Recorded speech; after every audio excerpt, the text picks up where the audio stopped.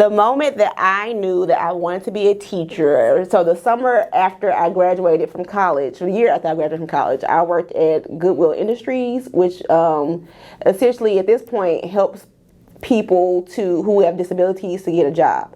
So one summer they asked me, because I was the youngest person working there, to head up an initiative that they were having that taught teenagers job skills for about 4 or 5 weeks.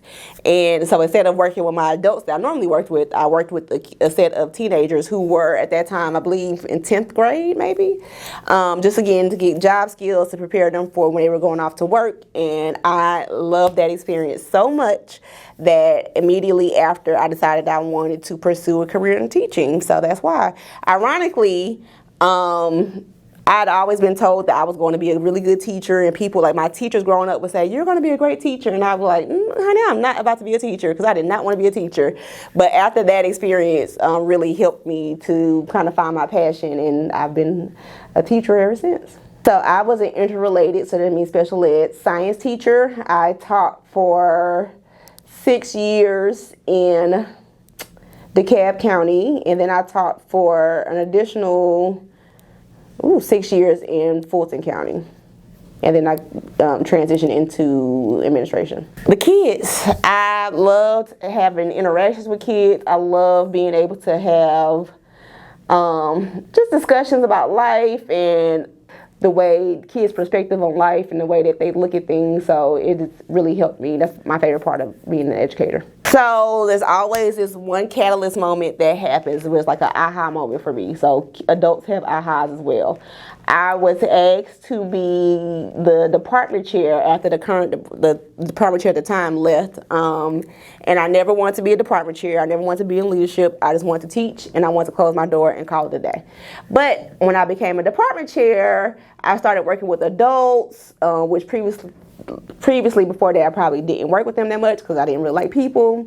But I really liked working with the adults and just helping them to shape their own vision of how instruction should look and how classroom management should look and things like that. So as a department chair and given those experiences, I remember I was out having my third daughter, and I really just missed the kids, but it went from missing the kids to missing my interactions with my teachers and just having thought partners and things like that. So at that moment I said, I should probably go into administration. And less than probably a year later, I went into administration. For students, the impact is to really value a sense of community and value themselves in that community, meaning working for the greater good. I hope that students see me as someone who is accessible, but then also know that I'm working for the greater good. Even if there's gonna be times where you're upset with me because I may have to,